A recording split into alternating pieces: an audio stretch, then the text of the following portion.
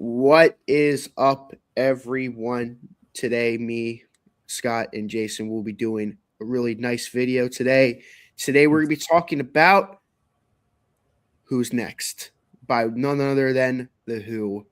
And what a legendary album this is. And I've been, I mean, even though this isn't my favorite Who album, this is the one I've been the most excited to talk about because it's one of those albums where it's like, depending on who you're talking to, this could be in their Mount Rushmore of Yeah. greatest albums of all time, you know, alongside like albums like Abbey Road, you know, Boston, The Stranger, albums like that, albums that have such a high regard. The Rumors, Yeah. albums like that, just or in a tier of their own. It just Dark Side of the Moon. Yeah, you Yeah. get at this point. Just That's like, man. albums like you hear the album name, you're like, "Yep, I know that one," and yeah, super excited to talk about it. And well, before I let you guys give your brief thoughts on the album, I want to give like a cool little backstory on this album. You're probably thinking, Nick, Tommy's a double album. Quadrophenia is a double album. Why is there a single album in between two double albums? Well, fun fact, there was going to be a double album. It was going to be called Lifehouse. And it was going to be another concept album. And long story short, they had to take the best songs on the album, plus a John Entwistle song. Of course, you got to get John Entwistle in the mix. And no Uncle Ernie this time. Thankfully. Much better than that. No Uncle Ernie. So we actually get a real Entwistle song, and bam, you get Who's Next. And well, some consider this to be their best album. A lot consider this to be their best album. With three albums like Tommy, Who's Next, and Quadrophenia, there's a little bit of debate on that. But guys, what are our brief thoughts on this legendary album? Oh my gosh, this is one of those albums that we talked about so many times because it's just, yeah, like I said, one of the greatest. We all agree it's one of the greatest albums. I have it number 6 on my top 100 favorite albums list. Scott has it number 5. Briar has it number 16. I mean, it's it's always going to be really high on our list, the four of us. Yeah, it's iconic. It's one of the greatest rock albums ever made. It's their, what do you want to say? I don't want to say peak or tour de force or whatever you want to say. Yes, the Resistance. It's their grand opus. I don't know how to say it. Like, this is the one to go to for the Who if you want to hear some of their greatest stuff and who they're about. Especially like, I mean, obviously this sounds way different than the early period, but when you talk about the 70s period, this is like what the Who are about. Yeah, I know Tommy I said was probably their greatest artistic statement. But this is just like their best, like just the best like collection of songs that they've thrown together. Not that it's not like a cohesive listening experience, it most definitely is. I just feel like if you were to take like every single track on the album, like there's not really any weak link to this album, and it's one of the reasons why it's one of my favorite albums of all time. Yeah, as Nick was saying, this is pretty much like records you'll find in everyone's record collection kind of material. Oh yeah. This is actually what introduced me to this band. I had heard My Generation, and gosh, I feel like I've talked so much about this album and this story that I've told, but like we haven't actually done the proper review yet. Like it's been I've been really looking forward to this review. This is one of the albums I've looked most forward to reviewing when starting doing YouTube album reviews. But anyway, listen to this album, was blown away. Found it at the record store a few days later for $25. So I'm like gonna grab that and steal it up. And I still have it. This is the copy I bought from the record store that day. Long story short, just blown away by just the amazingness of this album, especially the bookends, Baba O'Reilly and Won't Get Fooled Again, and everything in between. You just cannot find a bad song on this album. Keeps you engaged the whole time. This is just one of my top 5 favorites for a reason. This is such an amazing album. I mean, this is the first album that I knew of the Who. I mean, I've heard Tommy first, but not like listen. Like I've heard of Tommy, but not like heard. Like this is like my like first like I need to listen to a Who album, and this is the Who album I listened to. And man, what a great song.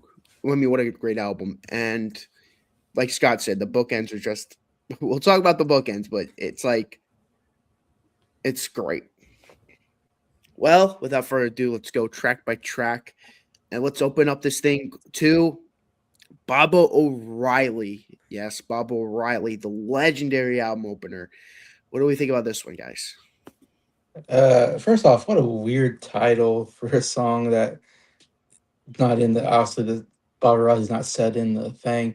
It's Townsend kind of as weirdest, I think, as far as like naming a song, because Baba is like a guru that he followed, and so he put Baba in here, and then O'Reilly. I forget where O'Reilly comes from, but I mean, you're thinking Baba is like this, Buddhist thing, and O'Reilly's like sounds Irish. So, what is Baba O'Reilly? And if most people will not remember the name of the song, I for the longest time called it Teenage Wasteland. For probably my whole childhood, it was always, oh, I love Teenage Wasteland, And then I couldn't find the song. I was like, why can't I find Teenage Wasteland? It's like one of their greatest songs.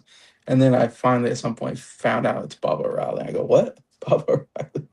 But we all know Bob O'Reilly. It's I mean, is there a better song that uses a synthesizer to start a song than this one? I mean, it's the best use of the synthesizer. It's like amazing, like to start this song off with that. Um, what a cool way to begin the song. And then I'll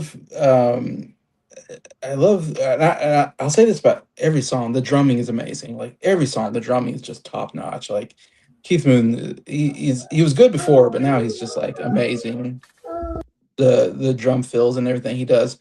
But something about hearing the synthesizer do do do do do do do do do do like that kind of crazy synthesizer sound with the great drumming do do do the and then the bass playing and everything is just like wow, it's just what a cool sound. And the guitar strums, boom boom boom, like the guitar strums with the synthesizer with the drumming, it's like it's like what a cool sound overall. And then of course, as we said last time with Tommy, Daltrey is just on another level vocally on this album. He's just really nailing it. That out here in the streets or fields, we fight for our meals. It's like, oh my gosh, great stuff. And then the Teenage Wasteland. Oh, teenage. I mean, great chorus kind of there. We're all wasted. I mean, it's an amazing rock song to begin the album, and I love the synthesizer use. First things first, yeah, Jason's right. They should have named this song Teenage Wasteland. They totally should have named it that. I think O'Reilly was the name of, his name was Terry O'Reilly or something like that, Okay. was the name of one of their sound engineers or something like that. Oh, okay. And they had, because synthesizers were not something used very often. Like only the biggest bands had access to them. The Beatles had used it on Abbey Road, a synthesizer. I think the Monkees used it on Pleasant Valley Sunday. Like there's like a handful of like really big bands that got to use the synthesizers because they're big and expensive and you can't lug them around. They have to they fill up the whole room. I think O'Reilly was the name of the guy that Pete Townsend had like taken a sample of his heartbeat or like vital information and had fed it to the synthesizer, and that's part of the sounds you're hearing in the intro. Okay. Someone in the comments correct me if I'm wrong, but I think that's where the O'Reilly part comes in, is that because they had used his vital sounds and they program the synthesizer or something like that. Speaking of the synthesizer, this thing hooks you in right at the very beginning. And I don't want to hear the people saying, oh, the synthesizer is the cheap way. You're not supposed to use the synthesizer. It's cheating. It's not a real instrument or whatever. This is cutting edge technology for night. This came out in 1971. Okay, Yeah. like tell me another song in 1971 that sounds like this. This sounds like it comes from at least the late 70s, maybe even into like the early 80s. Yeah. They're like 10 years ahead of their time with this one. Yeah. The synthesizer just hooks you right in with that sequencer and that repeats for a little bit, and then it just builds on top. It adds like the little and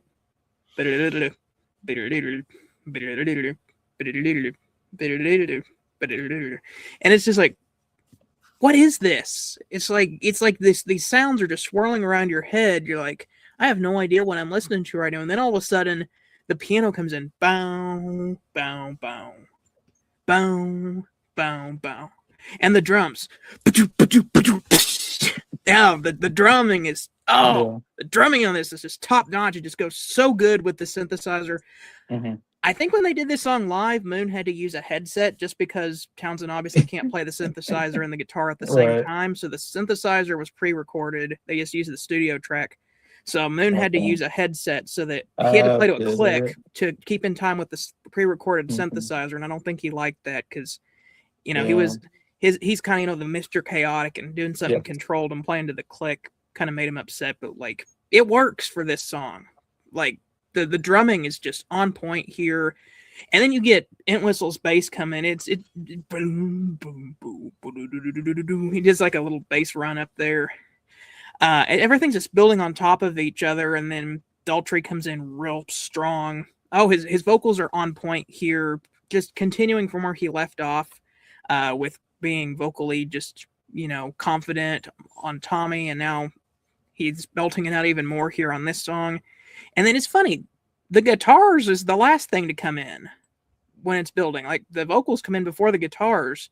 The guitars finally come in with the bah, bah, bah. Yeah. I think because it takes the guitar so long to come in, when they did it live, Townsend had like a tambourine so that he had something to do while waiting for the guitar to come in. That's true. He would just like dance around and play the tambourine, even like hit his guitar with it. Okay. He's out of his mind. Yeah. Then you get to the bridge. The bridge section is so good. Townsend takes the vocals on there. It's just the synthesizer with the and at the don't cry, don't raise your eye. It's only a teenage wasteland. And then it just comes in again, the drum fill. Oh, so good. And then the guitar solo that's just kind of brief melodic guitar solo. And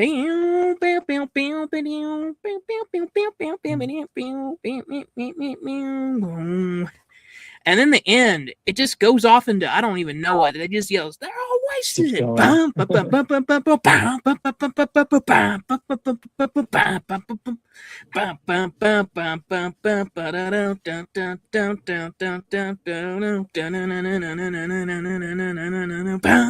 then there's a violin. You're like, out of nowhere, this violin comes in and starts doing this violin solo, and then it just gets into like a bow bow bow bow bow bow bow bow bow bow bow bow bow bow bow, and it just keeps speeding up until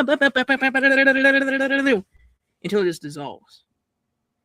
Lyrically, like, there's two meanings to the song. One in the context of what Lifehouse would have been, and one just in the context of the album. I think it was in the context of Lifehouse. It was supposed to be the story of like the mom and the dad leaving their house to try to go find their daughter who had ran off to go find whatever the heck the Lifehouse was. And them like saying, oh, they're just going off and joining the teenage wasteland or whatever. In the context of the album, since there's not really a rock opera here, it's Pete Townsend reflecting on his experiences at Woodstock. Because, the Who had the big famous Woodstock performance. Apparently, as soon as he stepped out, it was raining. Somebody gave him some tea and was like, here, warm up with this. And they had stuck some acid in his tea. And so he's like, great, now I'm high. I don't know what to do. And then he steps out. He seems like a guy who's real big into just, like the music part of the festival. And everyone was just strung out of their minds. And, he was like, this ain't my scene. I'm more about the music. This is just a teenage wasteland. And that's kind of where that phrase came from. But anyway, I think I've rambled on enough about this song. It's awesome. Yeah, I mean, it's funny when I first heard this song, I thought this was like about Vietnam because that's another like good song to that's a good song to describe Vietnam. Like, a lot of teenagers were drafted into Vietnam. A lot of them sadly passed away. Mhm. Which is a wasteland. So I'd say like I don't know why for some reason when I very first heard the song, I'm like, is this like supposed to be like an anti-Vietnam War song or? Out here in the fields, I fight for my meals. But I definitely could see the Woodstock in it too, because a lot of people were wasted, very very wasted. They were all wasted. Um, I mean, this is like one of the most iconic songs ever. What an album opener! First off, that synthesizer never gets old. Like it's so like when I go to a Ranger game, that's what they play every single time they get out. They play the synthesizer, and like where the piano starts is when they start skating out. I'm like, I just every time I listen to this song, I think about that. It's just so I think about the Rangers, and I have a little bit of a bias, so wear my Ranger shirt. It's just what a great song. Daltrey, he's really come to his own, and really think about it. Like 6 years ago, this is like Roger Daltrey. When I was a little boy, at 5, he's so unrecognizable compared to now, and he's really growing as a singer. Love this song. I mean, you guys perfectly summed it up. I have nothing more really to add. It's just such a great song, and it's like one of those songs that will never get old. Well, we get to the next song on the album, and we're about to get the bargain of a lifetime. What do we think about that song, Bargain? This is a really good rock song. It's an underrated song. It's not a song that's I think is well known on the album. Maybe not, maybe forgotten a little bit or not talked about. But man, it's a really good rock song on here. Just that bargain, the best I ever had, the best I ever had, whatever. And I love that part. I love the guitar playing. It's really good on here. Drumming, amazing. All that. It's rocking. And then I think this is the one where it's like kind of a slow part to it as well. And I think it sounds like Townsend maybe singing in here. And I think this is where he goes like, I don't know, this is an interesting lyric about one and one doesn't make two, one and one makes one. And you're like, oh, okay, interesting. I don't know what he's getting at, but it sounds interesting. And it's kind of a cool part, and then it gets back into like the rocker part. So it's cool that the song kind of changes a little bit through the song. A lot of that happens throughout the album. There's a lot of songs that are like ballads and rockers at the same time. This is actually I mean, it's not a lot of songs on this album, but it's another excellent song that's in my top 5. Man, what a great rock song. You start out with just the acoustic guitar strumming, and underneath you have that synthesizer going. And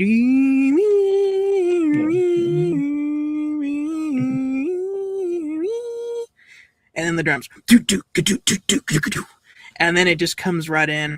Really strong. Daltrey's vocals, so amazing. Just kind of hits you like a ton of bricks there as soon as it gets in there. I finally lose me to find you. Bow down.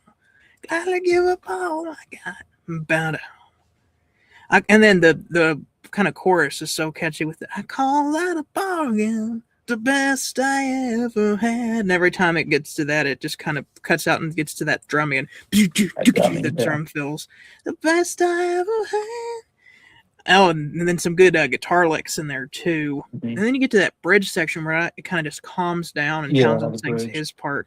I like that you comment on that line where he says, like, one and one don't make two, one and one make one. But I'm looking for that free ride to me, looking for you. And then you get like a synthesizer solo. It just kind of rocks out there at the end. Man.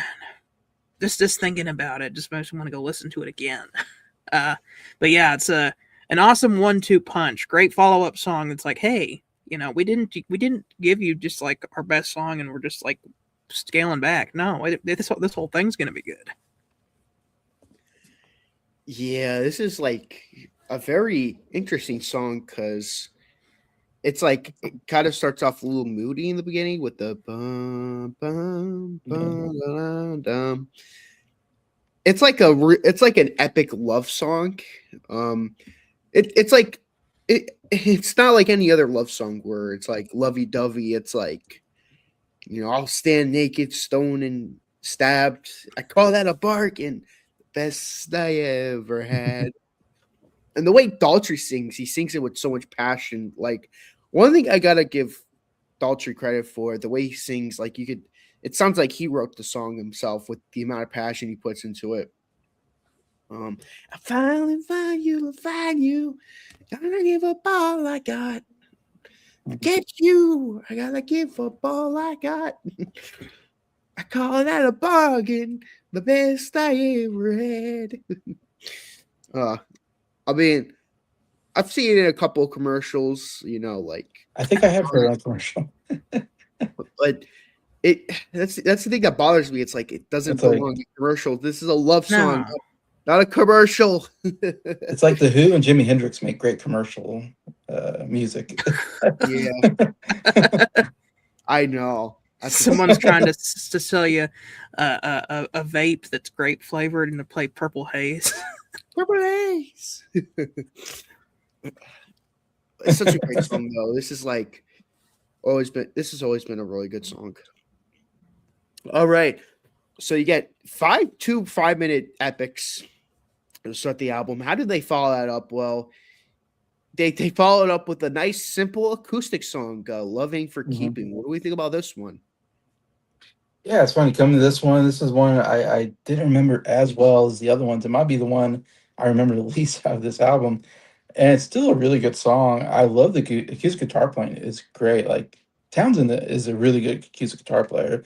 As far as like I said this before, he plays it like an electric guitar. Like it sounds so rock. He's like it's rocking, but it's an acoustic guitar. But yeah, he's playing some great stuff on that.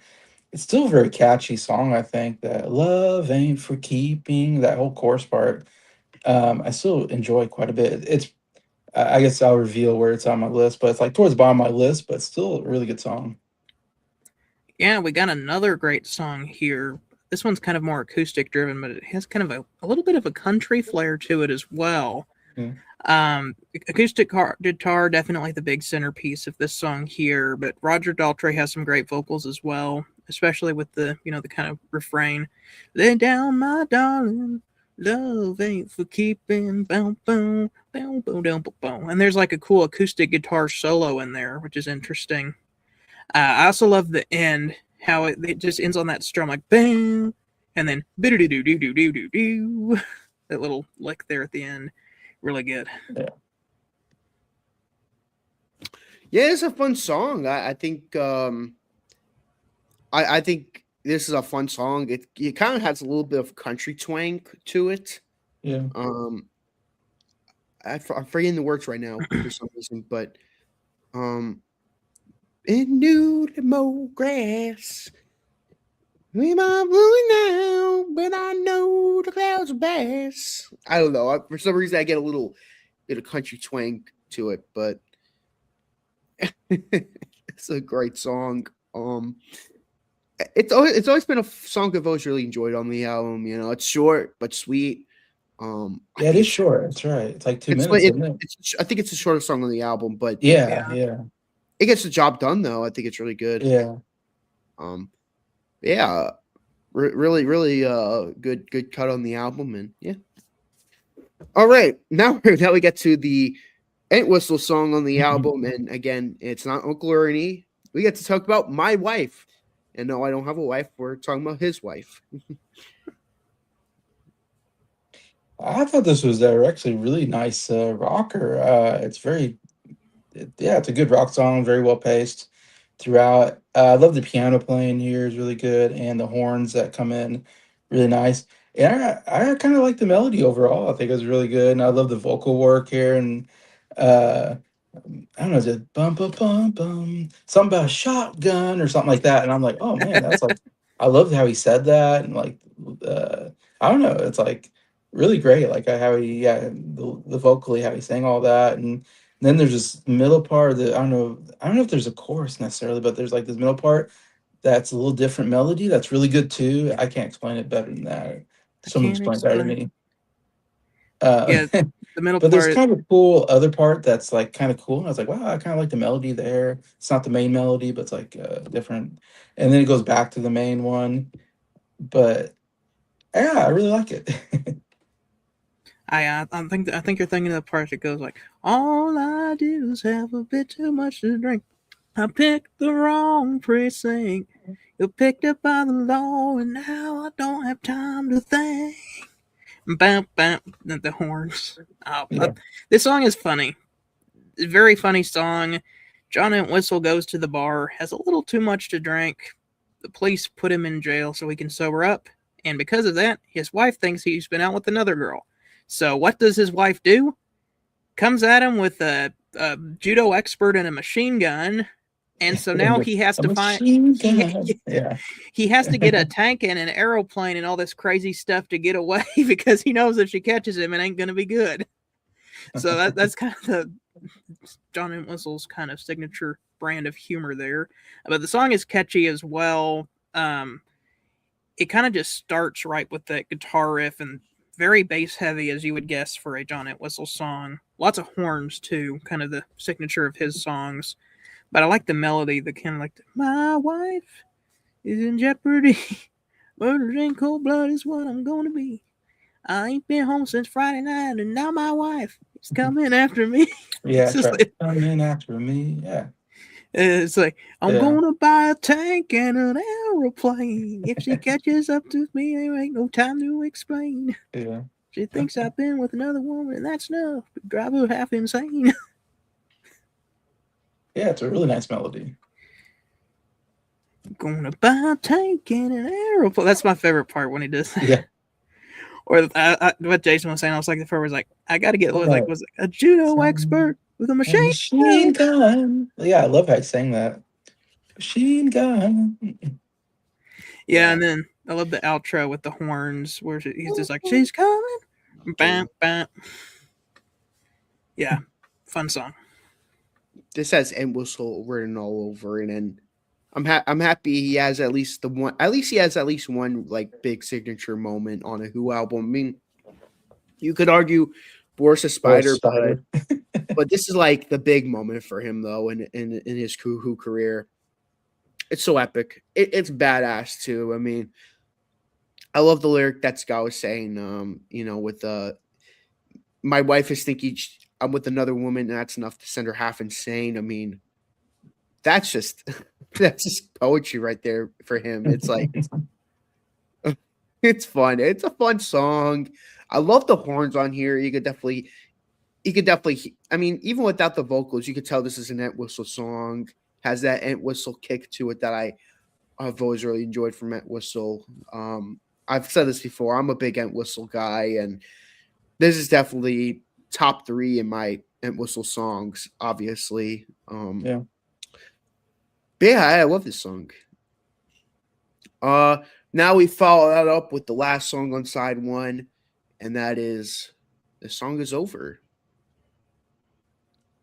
Yeah, this is like this really cool ballad that's also a rock song. It's like I call it a ballad, but then as I was listening to it, I go, man, this song kind of rocks too. So I'm like, I guess it's like a rock ballad, maybe. I don't know. They do this quite a bit in this album. I feel like this Getting in Tune, Beyond Blue Eyes, they start with this like really beautiful ballad and then it turns to a rock song. So I really love that, like that dynamic they have. Like I don't, they might have done this a little bit on Tommy, I suppose, with the see me, feel me, whatever that part is like really nice, kind of ballads part, that they would throw into a song that Daughtry would do. But I thought Daughtry sounded so good on this song for a song that's not a rock song. Again, he's singing more ballad like, and I feel like the Who didn't do a lot of ballad type songs up to this point. This is almost kind of new territory. Like I said, Tommy, they did a little bit of that, I suppose, but I don't know, nothing like this. But the piano playing is so beautiful. I love the piano playing on here. I don't know who plays piano either. uh, but it's good because I don't think of piano playing when I think of the Who, you know. Um, but yeah, that the song is over, but do, it's all behind me or something like that. Do. Oh, that's so beautiful. Like I said, Daughtry really carrying the song vocally, I think, without it being, heavy guitar or heavy, nothing's, it's like nothing is drowning him out. It's just you hear his voice so good on the song and it sounds great. And he's hitting, very, I want to say he's just being more vulnerable. I don't know. He's being more, you know, as you do in a ballad, it just sounds really good. Which shows how good Daughtry, how he's uh, progressed as a singer, I think.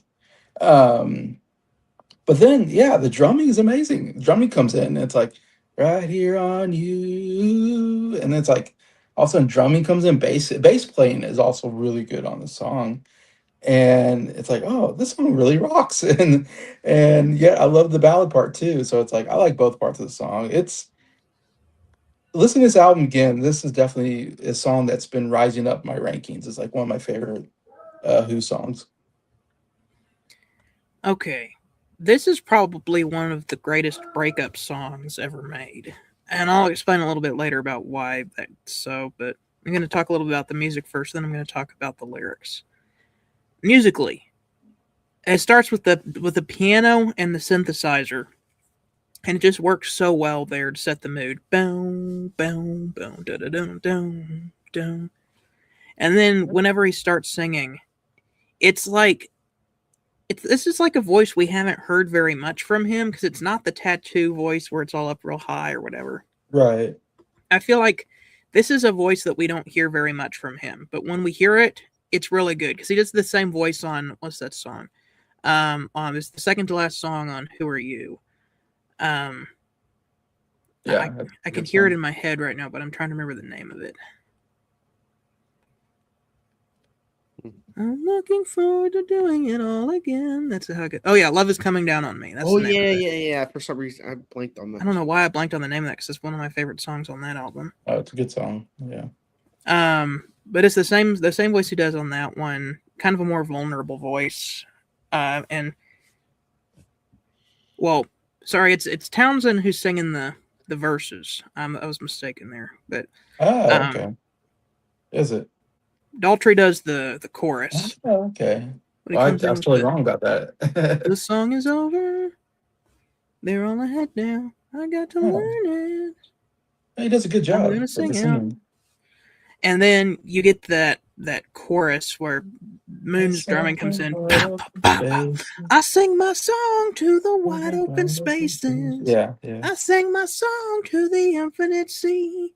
I sing my visions to the sky high mountains. I sing my song to the free. And then it just kind of goes crazy from there. There's like guitar licks, all these key changes. And this is where I think this song is probably Moon's best drumming performance, just period. Yeah, like it's really great. The drum rolls on this are just so good. Everything is just enough. Like he doesn't go overboard on this song, but every time he gets crazy into the drum fills, it's just like, this is more tasteful drumming from him. And I think that was at the insistence of the producer, Glenn Johns. I think he wanted Moon to kind of strip it back on some of the songs. And this is one of them here. So it's more tasteful drumming here, but I think that's what makes it his best performance because he knows just when to do the crazy fills and just when to just keep the beat. The bridge section. The bridge section is amazing too, and I'm going to talk about that when I talk about the lyrics. But it just kind of goes off into a jam session at the end with an explosion of drumming. And the synthesizer just goes and just holds that note for forever. And that's whenever you get this melody that comes in. We search for one note, pure and easy, playing so free like a breath rippling by. You get that, like, man, that's so good. Like, why didn't they make a whole song out of that? It turns out they did, and we'll talk about that when we get to Odds and Sods. That was supposed to be a whole nother song on the album, on the Lifehouse album, but they X'd it from the track list. So we'll talk about that one when we get to Odds and Sods. But Anyway, lyrically, this is one of the reasons I really think this song is so good is the way it describes it's a breakup song at its core. Mhm. Townsend and Daltrey on this song, the way that they're singing, Townsend kind of expresses the more melancholic feeling, kind of the more, I guess, depressive aspect that people see on the outside. And Roger Daltrey kind of acts as the more hopeful inside thoughts. It's kind of that the main character is expressing like his love as a song, that because they're broken up now, he's supposed to stop singing, but he can't. And I just think that that's just like an amazing concept. Like, it's like when she walked in, the bridge section is when she walked in through the door, I thought it was me I was looking for. She was the first song I ever sang, but it stopped as soon as it began. And then you get the drum thing. But that's why the chorus is so powerful. It's just like, I'll sing my song to the wide open spaces. I sing my song, my visions to the, what is it? The visions of the sky high mountains. I sing my song to the free. It's like, even though like I'm supposed to stop, like something is missing and I just want to keep on singing my song. Like, it's just amazing. And this is one of my favorite songs here on the album. Yeah, this is definitely one of my favorites on the album. Yeah, I mean, I love the synths on this, especially like towards the end. Just cool stuff.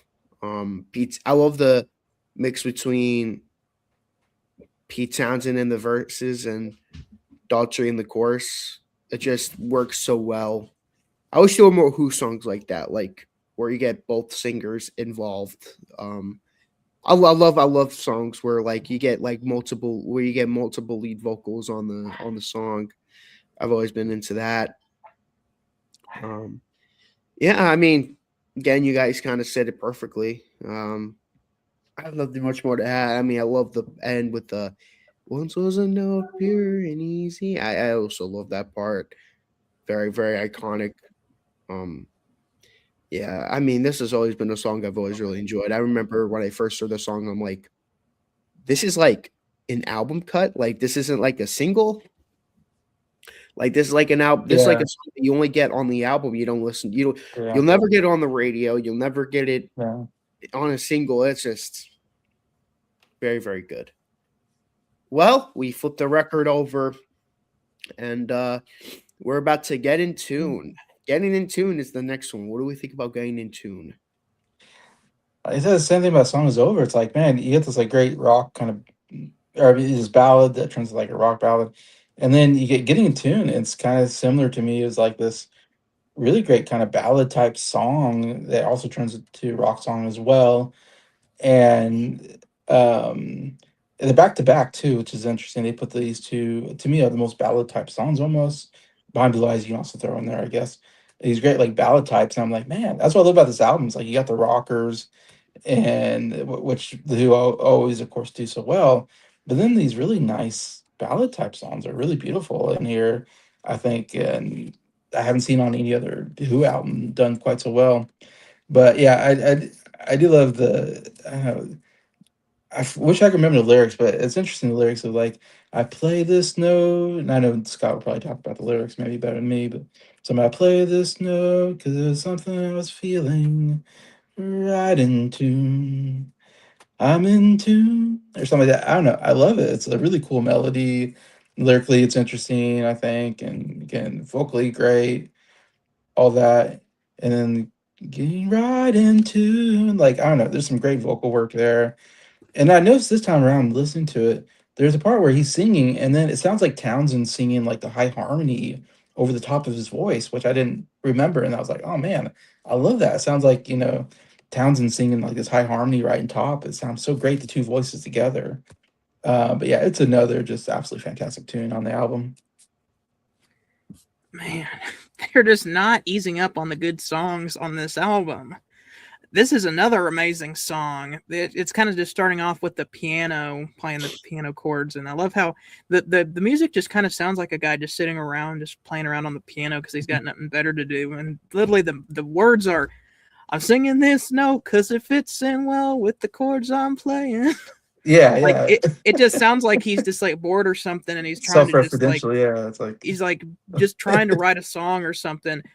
Another song that compares love to music. I a lot of songs like that on this song because I think that was one of the central themes of whatever the Lifehouse concept was going to be.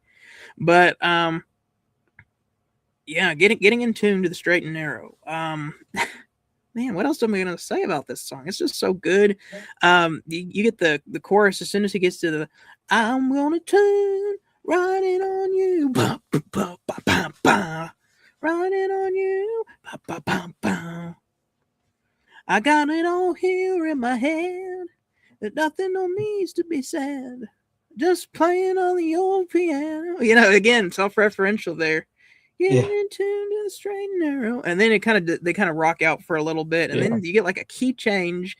And that's when you get the harmony part. It's like, I'm singing this note because it fits in well with the way I'm feeling. There's a symphony in my heart, in my head that sits my head reeling. You know, that's a good. That's a good too.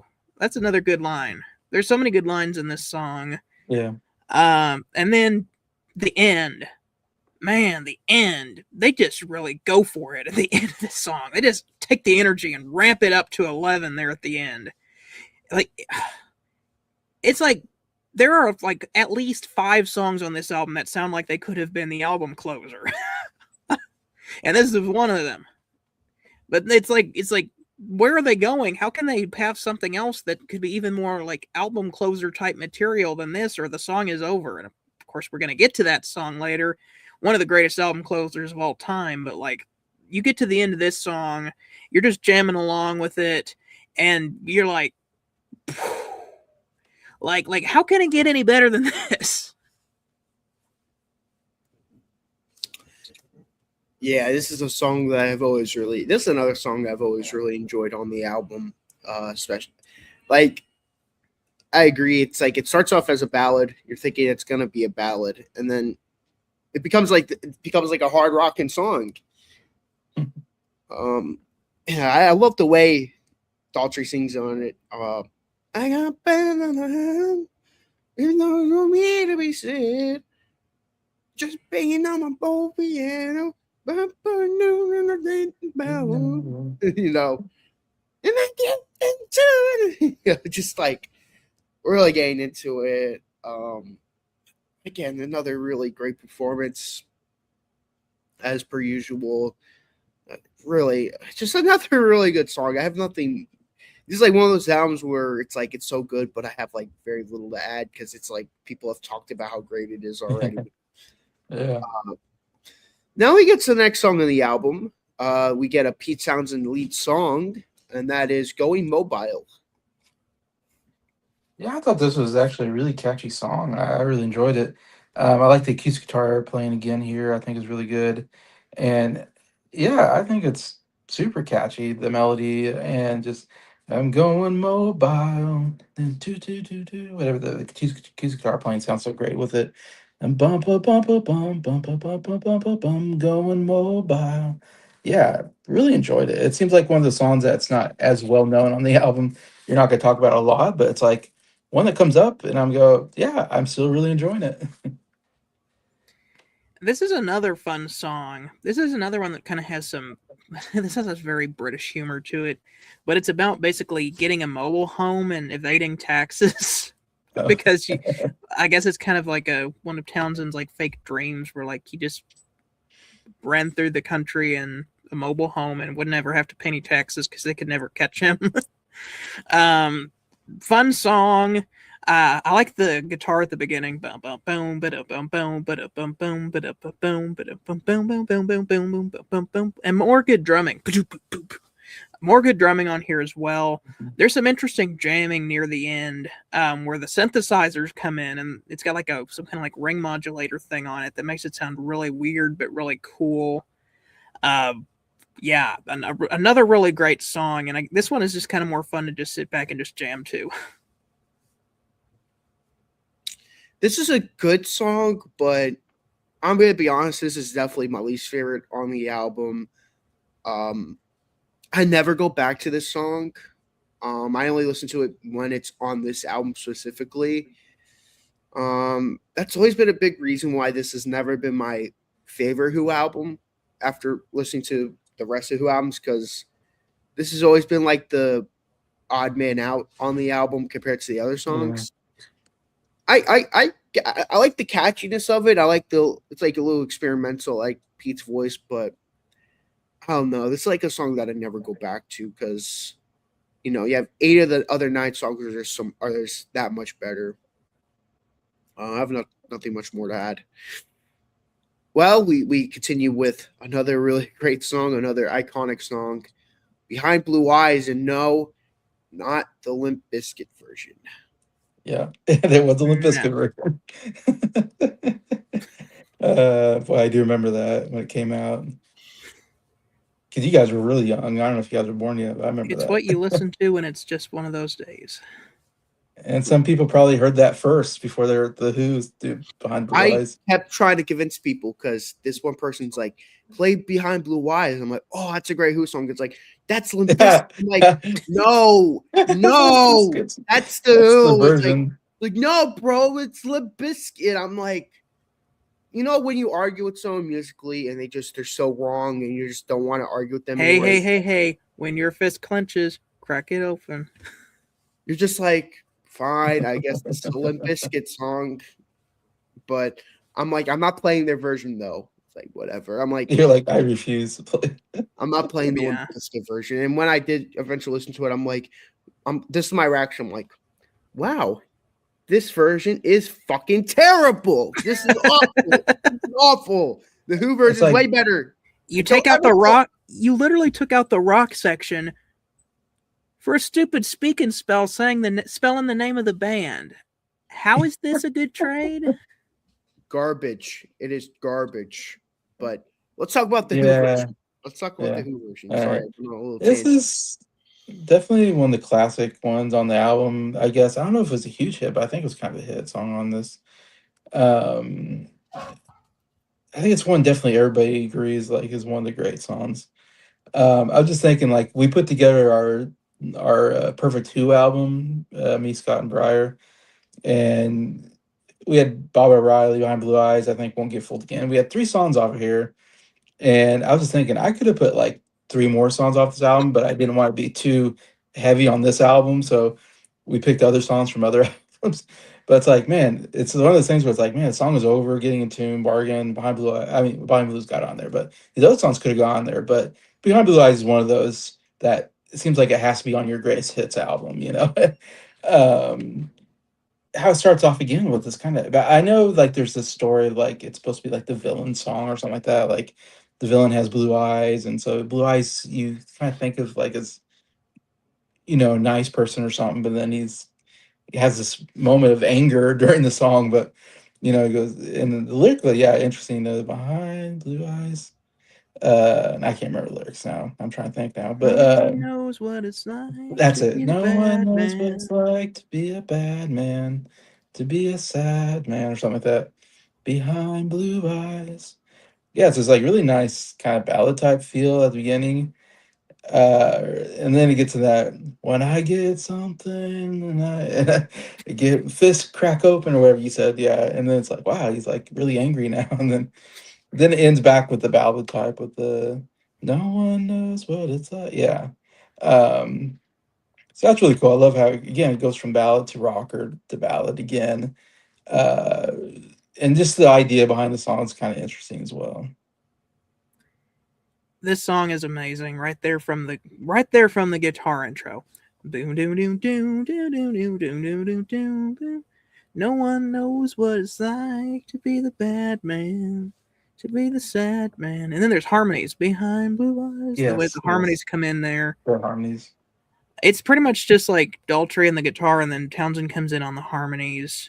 But then like it gets a little more up tempo whenever it gets to the but my dreams they are as empty as my conscience seems to be. Some good guitar strumming too. Yeah. And then that's all leading up to the big rock section where the drums come in. Oh, that part is awesome.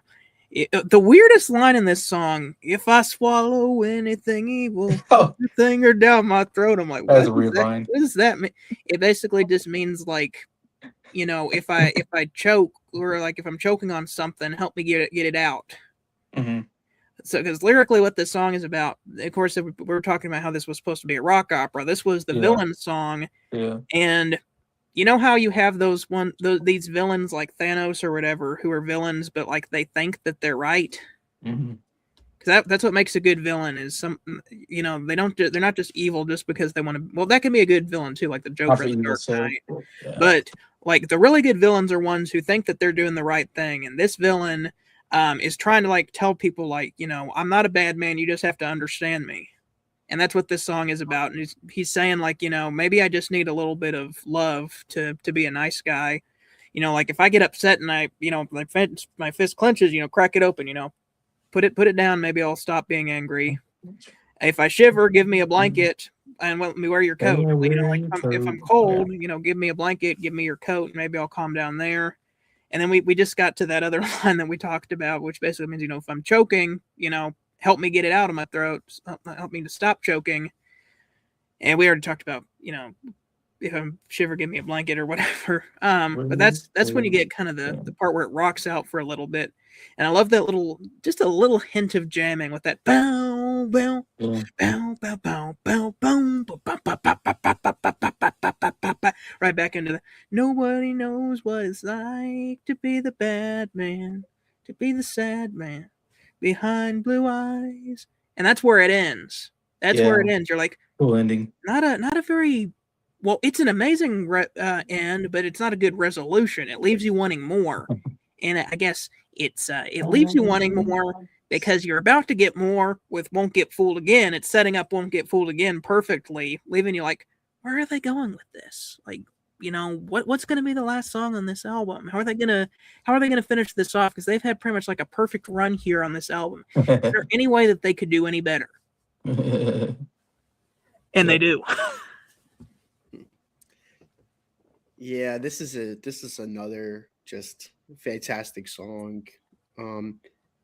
I mean, obviously, like the biggest like iconic line of the song is "Nobody knows what it's like to be the bad man, to be the madman behind blue eyes. Yeah. No one knows what it's like to be hated, Yeah. to be faded, and telling only lies." Yeah. A good song, such a good song, and the rocking part is great too. I mean, I will agree. If I swallow anything evil, stick your finger down my throat. I think that's a weird line, but surprisingly, it's one of those lines that it's the way he sings it's so good. Like I'm like, hell yeah, stick that finger down his throat. you know, something that if someone just said, "Hey, look, if I swallow anything evil, stick your finger down my throat," I'd be like, what the hell is this guy talking about? But the way Dolphy sings it, I'm like, hell yeah, let's go. He does it in such an epic way. Yeah, what a great penultimate track before the closer, which I'm because I know Scott's gonna talk a lot about this next song, so I'm gonna give my thoughts on it first. So I'm not like Scott said literally everything I was gonna say, so Won't Get Fooled Again. What an album closer. It's one of those album closers that makes you go, this is an album closer? This is like it puts a lot of other album closers to shame. Like this respects other album closers because of how epic it is. And you know what makes it even worse? This is not even my favorite album closer from them. The next album has my favorite album closer, Love Rain for Me. That's a good album. The Who not only manages to make one of the best album closers, but they make the two best album closers in my opinion. Then Who Are You closes the other album. That's right? Another one, but I don't think that song is quite the level of this song in Love Rain or Me, in my opinion. But if you would have asked me like years ago what my favorite of the two was, I would say this song by a lot. But I'll go into why I love Rain or Me so much. But this song though, I love so much about it. I love it just has so much great rockiness to it. I love the part where you get like all your instruments go away. Get the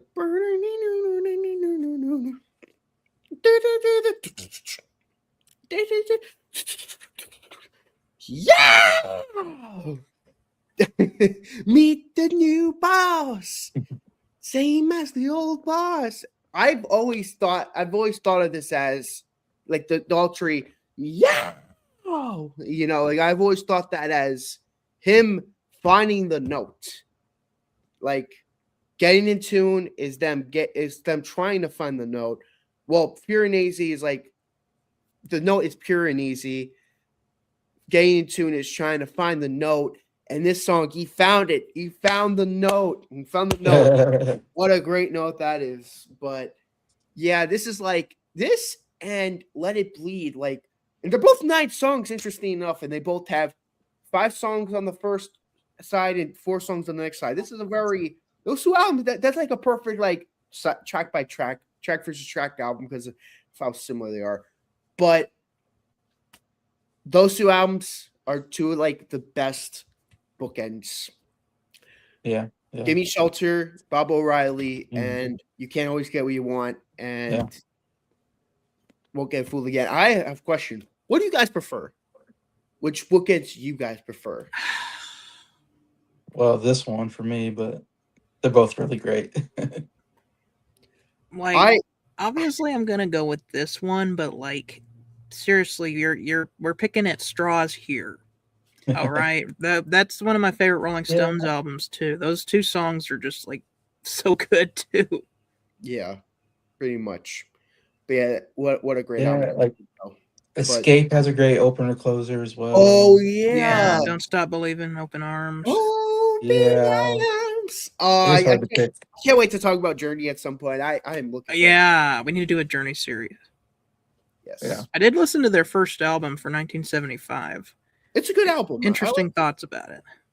My only problem is, well, going a little off topic, but my only problem with the album is the music is amazing. I love the music, but the vocalist, I'm not feeling the vocalist on the album. Like, I think it was better off they should have just made an instrumental album before Perry joined the.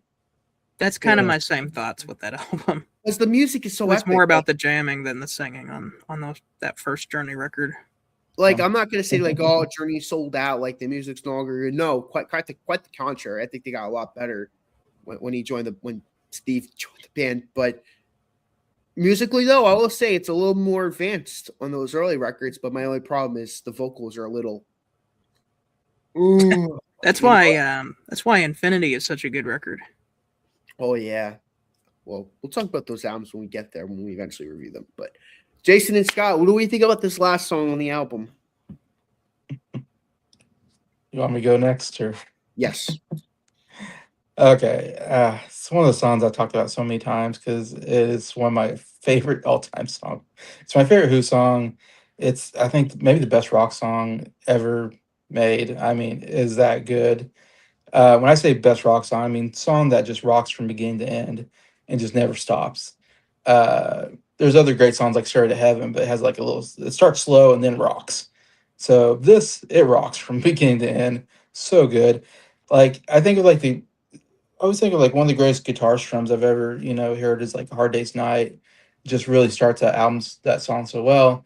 This is up there with one of the greatest guitar strums I've ever heard. Like, I don't know what he's strumming, but it's amazing when he hits those bum, bum, bum, bum. Like, man, when he hits those notes, just strumming them, I'm like, wow, that's a cool note. I don't know why, but it's really hooks me in right away when I hear Townsend hitting those strums. And I just know in my mind he's doing the windmill because I've seen it so many times on YouTube. And I love that. I just love how he does the windmill. It's so cool. But everything about the song is amazing. The guitar playing is so good. There's so many great guitar riffs that go throughout. It's always changing. It feels like it's never the same. throughout the song, it's just like the riffs are changing, the melodies are changing or something. I don't know.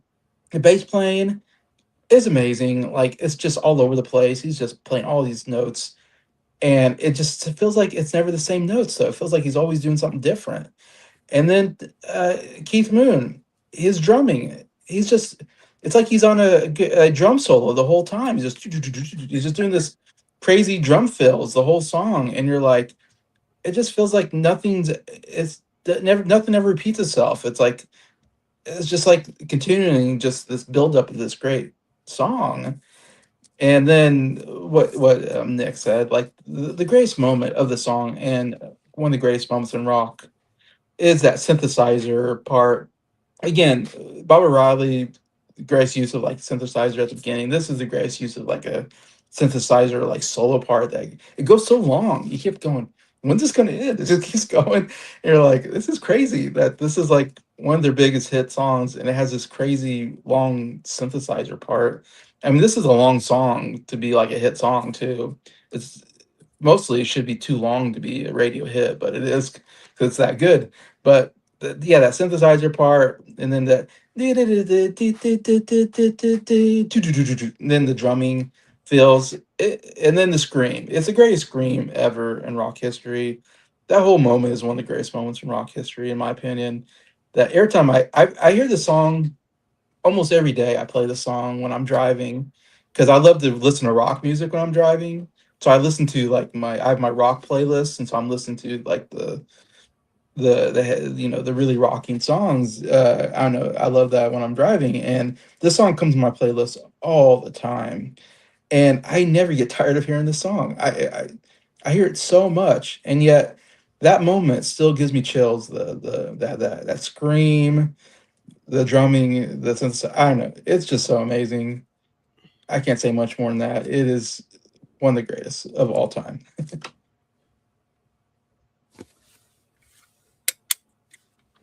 We're going glasses off for this one.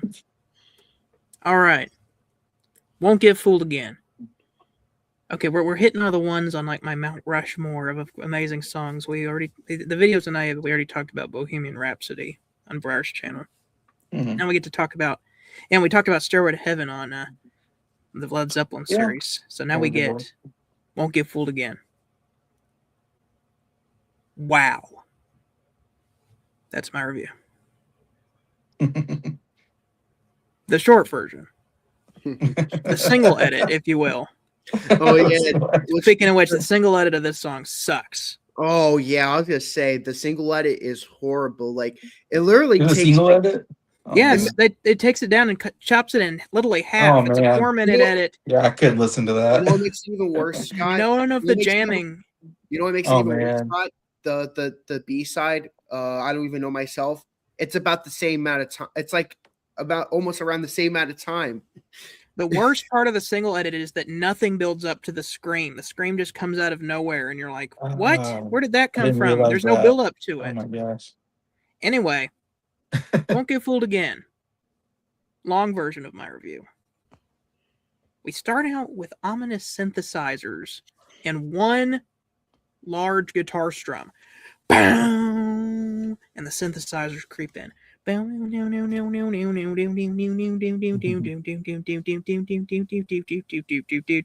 Kind of picking up where Baba O'Reilly left off from the beginning. We had that cool synthesizer experimentation at the beginning with Baba O'Reilly. Now we're picking that up again with Won't Get Fooled Again, going back into that for 1971 uncharted musical territory.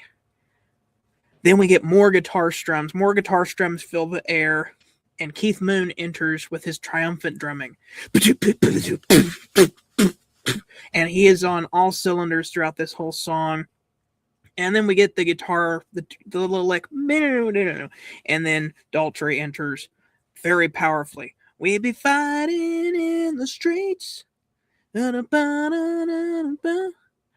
then it just rocks out. The whole song just rocks out. You get the I tip my hat to the new revolution, take a bow for the new constitution, smiling away at the changes all around me, pick up my guitar and play. And then the guitar, Yeah. just like yesterday.